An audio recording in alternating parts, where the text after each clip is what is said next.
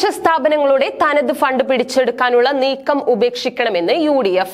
ഇതിന്റെ ഭാഗമായി UDF ജനപ്രതിനിധികളുടെ നേതൃത്വത്തിൽ പട്ടാമ്പി നഗരസഭയ്ക്ക് മുന്നിൽ പ്രതിഷേധ കൂട്ടായ്മ നടത്തി. മുസ്ലിം ലീഗ് ജില്ലാ സെക്രട്ടറി CA സാജിദ് ഉദ്ഘാടനം ചെയ്തു.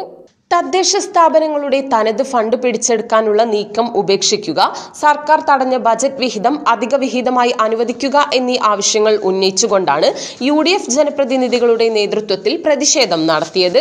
പട്ടാമ്പി നഗരസഭയ്ക്ക് മുന്നിൽ UDF ജനപ്രതിനിധികൾ നടത്തിയ പ്രതിഷേധ കൂട്ടായ്മ നഗരസഭാ കൌൺസിലറും മുസ്ലിം ലീഗ് ജില്ലാ സെക്രട്ടറിയുമായ CA സാജിദ് ഉദ്ഘാടനം ചെയ്തു.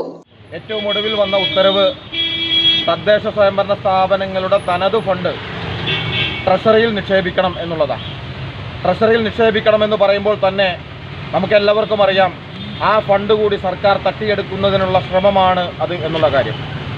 നമുക്ക് ട്രഷറിയിൽ നിന്ന് ജനങ്ങൾക്ക് ലഭിക്കേണ്ടുന്ന ആനുകൂല്യങ്ങൾ, അതല്ലെങ്കിൽ തദ്ദേശ സ്വയംഭരണ സ്ഥാപനങ്ങൾ മുഖേന ജനങ്ങൾക്ക് ലഭിക്കേണ്ടുന്ന ആനുകൂല്യങ്ങൾ സർക്കാരിൻ്റെ സാമ്പത്തിക പ്രതിസന്ധി എന്ന പേരിൽ തടഞ്ഞു വെക്കപ്പെട്ട ഒരു സാഹചര്യമാണ് നിലവിലുള്ളത്. ഇവിടെ നേരത്തെ സൂചിപ്പിച്ചതുപോലെ പ്ലാൻ ഫണ്ട് പോലും സമയബന്ധിതമായി നൽകാൻ സർക്കാരിന് കഴിയുന്നില്ല. ആളുകളുടെ വ്യക്തിഗത ആനുകൂല്യങ്ങൾക്ക് ആവശ്യമായ ഫണ്ടുകൾ വിഡ്രോ ചെയ്യാൻ കഴിയുന്നില്ല.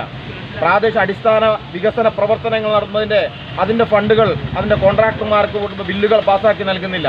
ഇങ്ങനെ 100% സാമ്പത്തിക പ്രതിസന്ധി സൃഷ്ടിക്കുന്ന ഒരു സമയത്താണ് ഏറ്റവും ഒടുവിൽ തദ്ദേശ സ്വയംഭരണ സ്ഥാപനങ്ങൾക്ക് തങ്ങൾക്ക് സൗകര്യപ്രദമായി വിനിയോഗിക്കാൻ കഴിയുന്ന തങ്ങളുടെ തനത് ഫണ്ട് പോലും അതുപോലും പിടിച്ചു വെക്കുന്ന നിലപാടിലേക്ക് സർക്കാർ നീങ്ങിയിട്ടുള്ളത്. ഏറ്റവും ഒടുവിൽ വന്ന ഉത്തരവാണ് തദ്ദേശ സ്വയംഭരണ സ്ഥാപനങ്ങളുടെ തനത് ഫണ്ടുകൾ അത് ട്രഷറിയിൽ തന്നെ നിക്ഷേപിക്കണം എന്നുള്ളത്. ആ ട്രഷറി കുരുക്കിൽപ്പെട്ടാണ് ഓരോ പഞ്ചായത്തുകളിലെയും എക്സ്പെൻഡിച്ചർ സ്റ്റേറ്റ്മെന്റ് എടുത്തു നോക്കി.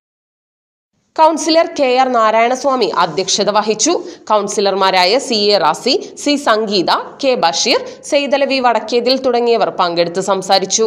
സംസ്ഥാന വ്യാപകമായി നടത്തിയ പ്രതിഷേധത്തിന്റെ ഭാഗമായാണ് പട്ടാമ്പിയിലും പ്രതിഷേധ കൂട്ടായ്മ സംഘടിപ്പിച്ചത്.